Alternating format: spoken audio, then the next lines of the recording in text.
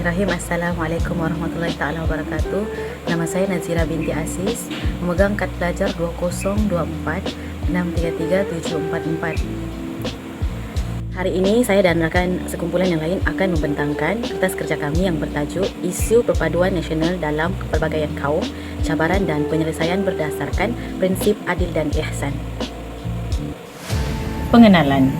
Malaysia dihuni oleh penduduk yang berbilang kaum, yakni Melayu, Cina, India dan berbagai etnik dan bangsa yang lain.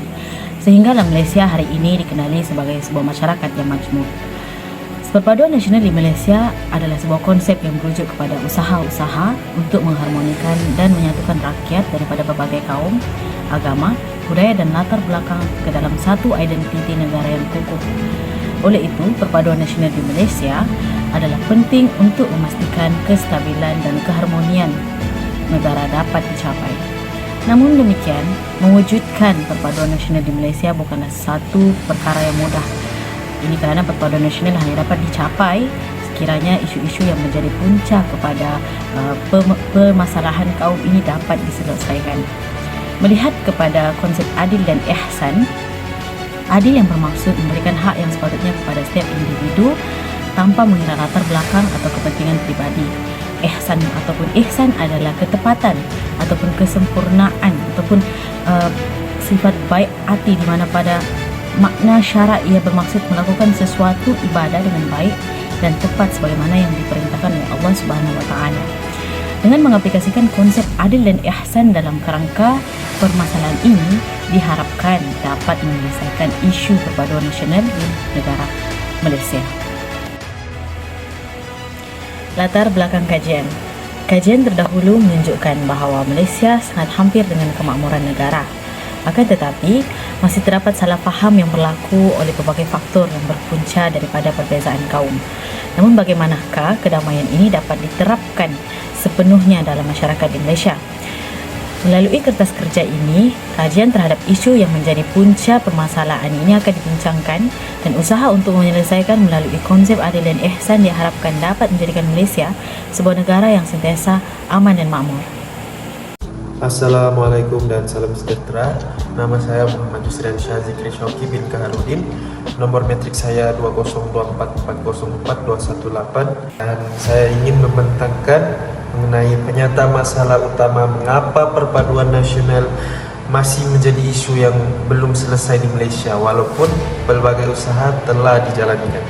Punca pertama ialah jurang antara kaum yang masih kentara dalam kehidupan seharian. Prejudis, stereotip dan kurang persefahaman masih berlaku.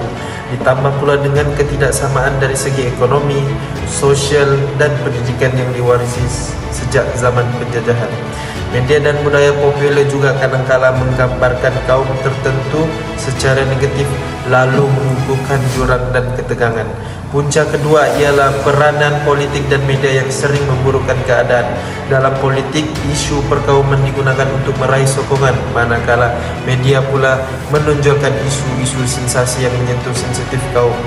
Ia mewujudkan polarisasi di mana perbezaan lebih diutamakan berbanding persamaan. Punca ketiga ialah kelemahan dalam membentuk asas nilai perpaduan seperti keadilan, hormat dan tanggung jawab. Dasar yang kurang inklusif juga menyumbang kepada perpaduan yang rapuh dan mudah tergugat apabila timbul isu perkauman.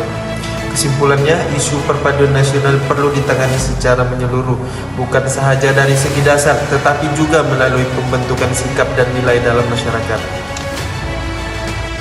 Seterusnya, saya ingin menjelaskan objektif kajian ini yang merangkumi 4 perkara utama. Pertama, kajian ini bertujuan untuk menerangkan konsep perpaduan nasional dalam konteks masyarakat berbilang kaum di Malaysia.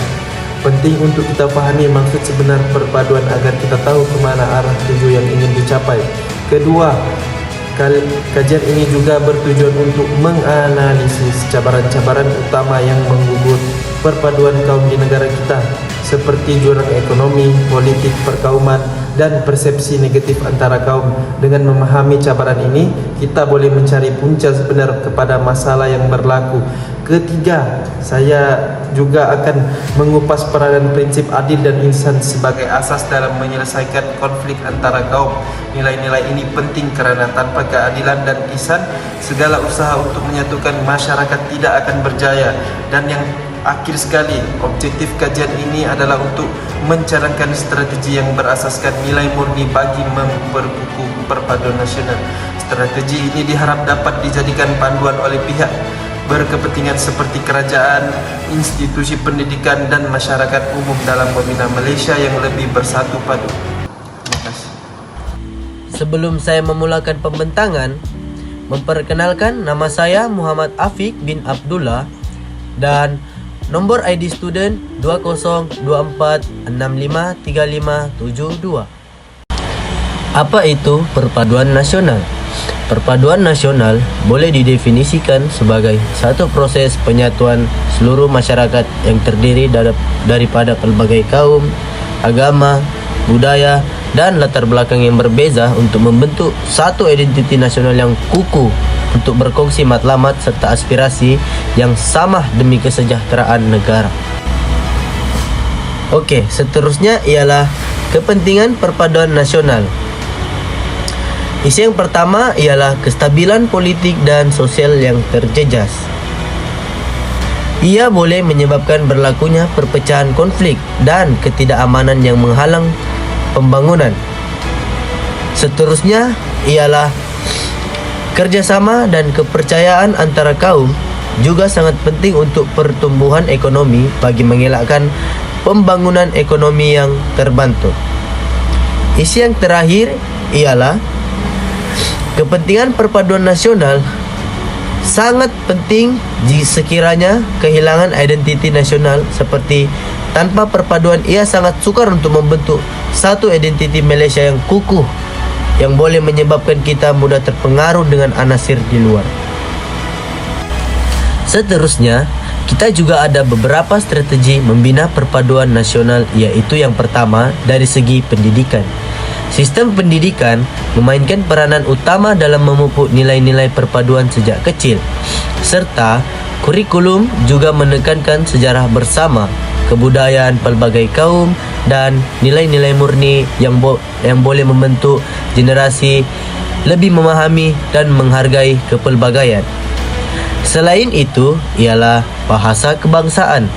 Ia juga memainkan peranan yang penting untuk membina perpaduan nasional, seperti bahasa Melayu sebagai bahasa kebangsaan berfungsi sebagai alat komunikasi utama yang menyatukan masyarakat berbilang kaum. Isu yang terakhir ialah dari segi kebudayaan dan sukan, seperti perayaan kaum dan acara sukan dapat menjadi platform untuk interaksi dan persefahaman. Melalui perkongsian budaya, kita juga dapat belajar menghormati adat resam kaum lain. Oleh itu, perpaduan nasional dalam kepelbagaian kaum adalah satu impian yang perlu kita kongsi dan realisasikan bersama. Ia bukan hanya tanggungjawab kerajaan, tetapi tanggungjawab kita semua sebagai warga negara Malaysia. Dalam part ini, saya membentangkan tentang cabaran perpaduan nasional dalam konteks Malaysia. Yang pertama ialah stereotip dan prasangka kaum. Stereotip adalah pandangan umum yang tidak tepat atau disimplifikasi tentang suatu kumpulan, manakala prasangka adalah sikap negatif yang terhasil daripada stereotip tersebut. Sepertinya ialah yang pertama, jarang berinteraksi. Dari segi individu atau kumpulan cenderung mengelak berinteraksi dengan kaum lain kerana prasangka. Selain itu, salah faham seperti yang dimaksudkan, iaitu stereotip, boleh menimbulkan salah faham dan ketidakpercayaan antara kaum. Dan isu yang terakhir ialah diskriminasi. Contohnya, dalam kes yang lebih teruk, stereotip dan prasangka boleh membawa kepada tindakan diskriminasi dalam pelbagai aspek kehidupan. Isu yang seterusnya ialah jurang ekonomi dan sosial antara kaum. Walaupun usaha telah dilakukan, masih wujud jurang ekonomi dan sosial yang ketara antara kaum di Malaysia. Jurang ini boleh disebabkan oleh pelbagai faktor, termasuk sejarah, peluang, dan dasar-dasar tersentuh. Sepertinya, yang pertama ialah rasa tidak puas hati. Dengan golongan yang merasakan diri terpinggir atau tidak mendapat peluang yang sama, juga boleh menimbulkan rasa tidak puas hati. Selain itu ialah kurang kepercayaan ataupun ketidakseimbangan. Ia juga boleh menjejaskan kepercayaan antara kaum dan menghalang kerjasama untuk pembangunan. Isu yang terakhir ialah ketidakstabilan sosial. Jurang ekonomi yang besar boleh menjadi punca ketidakstabilan sosial jika tidak ditangani dengan bijak. Seterusnya ialah pengaruh media sosial dan berita palsu. Yang pertama ialah penyebaran berita palsu dan ujaran kebencian.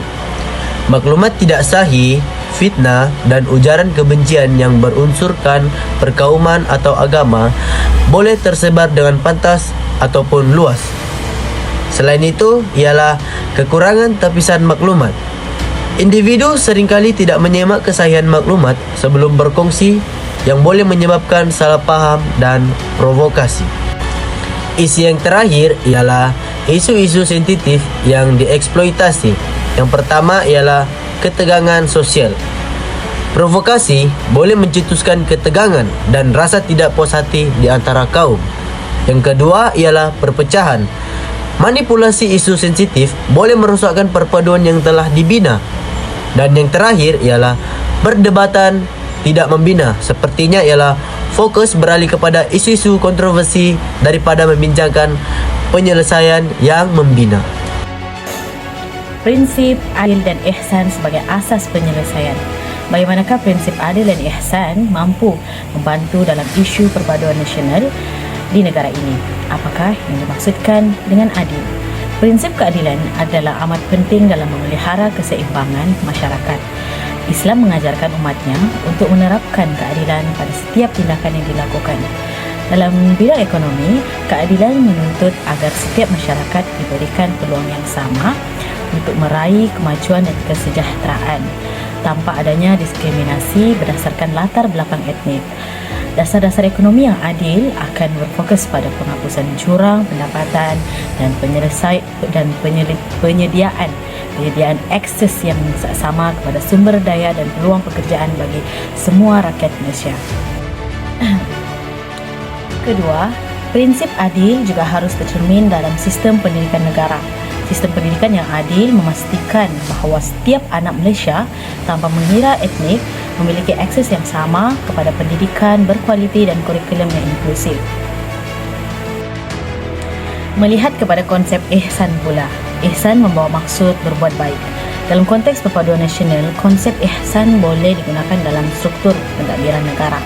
Khususnya, ihsan ini amat penting dimiliki oleh seorang pemimpin serta semua penjawat awam yang bertugas sebagai ketua, dengan cara memberikan perkhidmatan yang terbaik, penuh dengan empati dan juga prihatin terhadap keperluan rakyat. Bukan itu saja, dengan menerapkan konsep ihsan ini, konflik atau aduan dapat diselesaikan. Misalnya, apabila berlaku sebarang konflik aduan antara rakyat, terutamanya yang melibatkan sensitiviti kaum, diharapkan dengan konsep ihsan yang diterapkan dalam setiap individu dapat menyelesaikan sensitiviti kaum yang berlaku.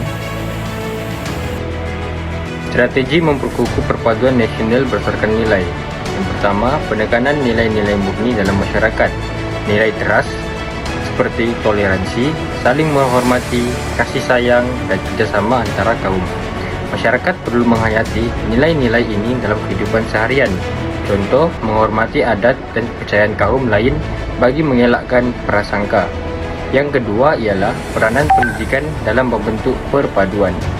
Kurikulum berintegrasi, sekolah dan institusi pendidikan perlu memasukkan elemen perpaduan dalam pembelajaran. Contoh, subjek pendidikan civic dan aktiviti kurikulum antara kaum. Yang ketiga ialah program komuniti dan interaksi sosial. Aktiviti bersama seperti gotong royong, sambutan perayaan seperti rumah terbuka, dan program khidmat masyarakat.